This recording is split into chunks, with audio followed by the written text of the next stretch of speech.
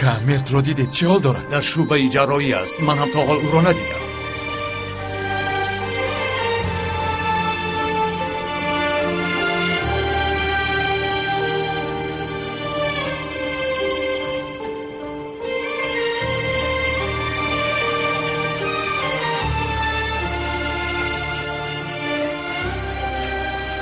پدر جان. دخترم احوالش خوب است؟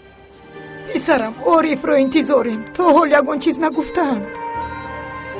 در پیش چشمم افتید، در پیش چشمم افتید و من کاری کرده نتوانستم.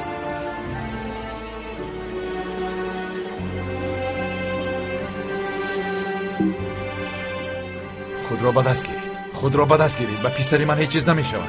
من نمیگذارم. فهمیدی جانم؟ فهمیدی؟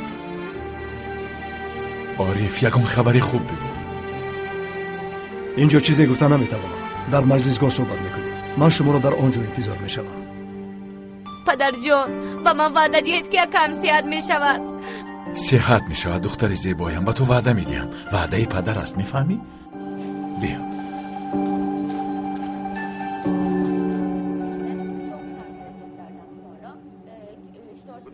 اگر خبر ناخوش میشد زود میگفت. اگر پول داشته باشی مرگ را نیز فریب میکنی. کی ها را از چه حالت ها خلاص کردند؟ اکا چی ها میگویید؟ سخنهای بخیر را بگویید. خیر خفه نشو. من ناخواست گفتم. ناخواست شد.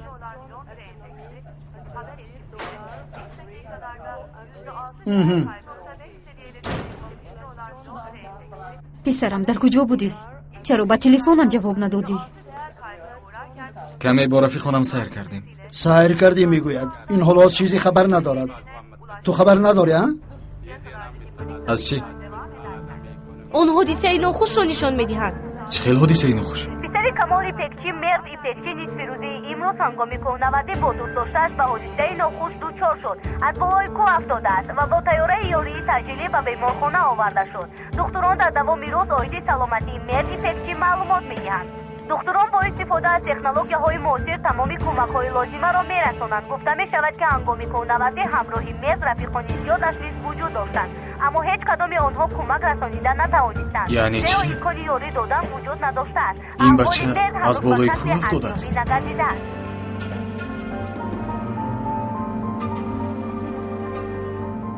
مرحمت به اینجا شینید.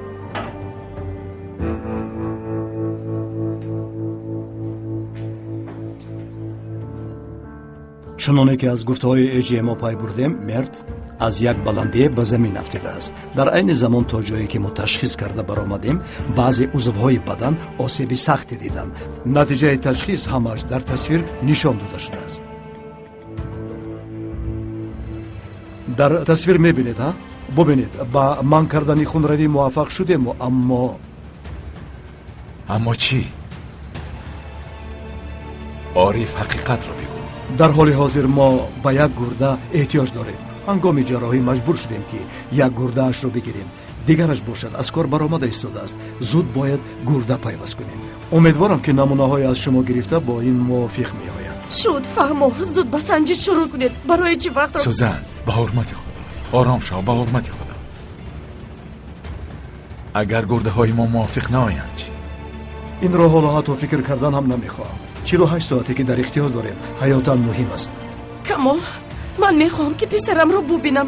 التماس مرا به نزد او ببرید. التماس. خانم سوزن حالا نشان داده نمیتونید. کمی صبر کنید خواهش بعد این گفته هایتان اگر پسرم رو نبینم صبر کردن نمیتوانم. مرا به نزد پسرم ببرید. سوزن خبری دیگر نیست. پدرم زنگ نزد مادر. قادر آواز ماشین رو نشنیدم. ماشین در کجاست؟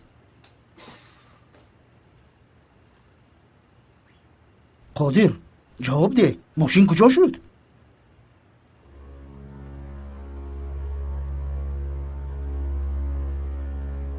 پسرم گپ زن. من این بدبخت را میدانم. باز چیکاری کرده است؟ گپ زن. ماشین کجاست؟ با ماشین چیکار کردی؟ آتش زدم.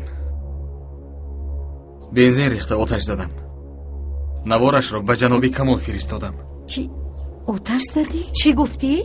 یک دقیقه چیکار کردی؟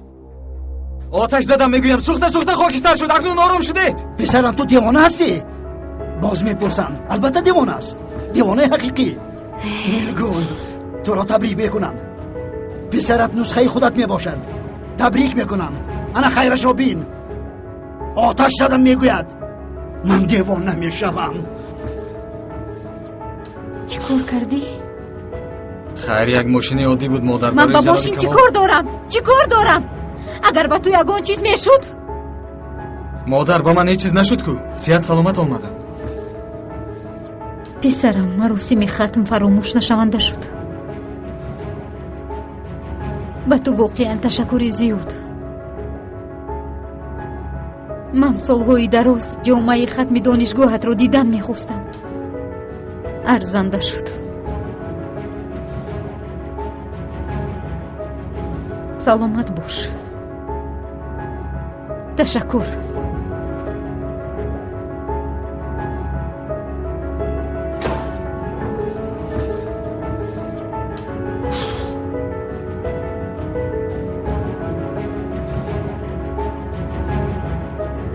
24 ساعتی اول ریسکی به اینفکسیا دچار شدن را دارد. در داخل بسیار نیست. به این طرف دارد.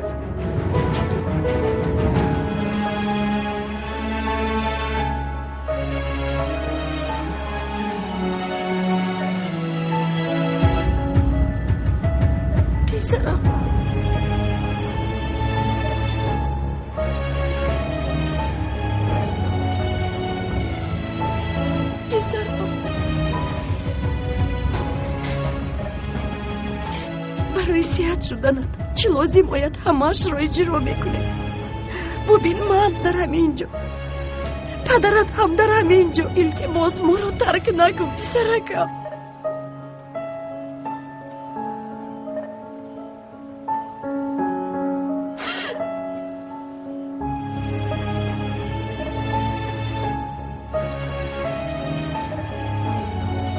پسرم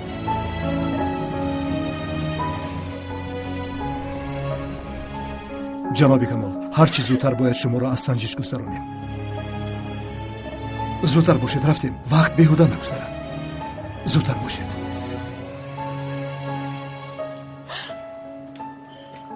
خانم سوزان، من کسبم را با ادرار پولی های داده عائله‌تان به دست آوردم. از شما و عائله‌تان اظهار مننداری دارم. تا صحت شدن مرد از نزدش دور نمیشوم. خواطر نشوید. التماس. سلامت باش اورهان. سلامت باش.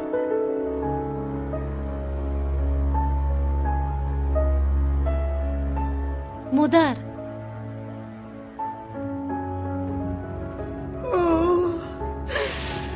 پسری زیبای من، بین چه خیلی خنده کرده است.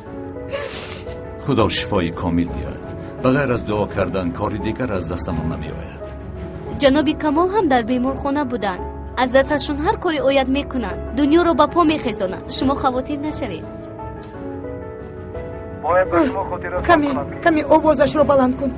این رو دور بلند کن. از یک بلندی به پایان افتیده است. حالا در حجره احیا می باشد. بعضی ارگان‌هایش ضرر دیده است. با معالجه‌اش باشد. دوام دارد. هنگام دیگرگونی ها شما را البته خبردار خواهیم کرد. تشکر. میتوانیم با یکی از اعضای عائله ایپکچیو صحبت کنیم؟ من همچون ادوکات عائله ایپکچی در نزد شما حاضر شدم. تمام راه‌های معالجه را براه مانده.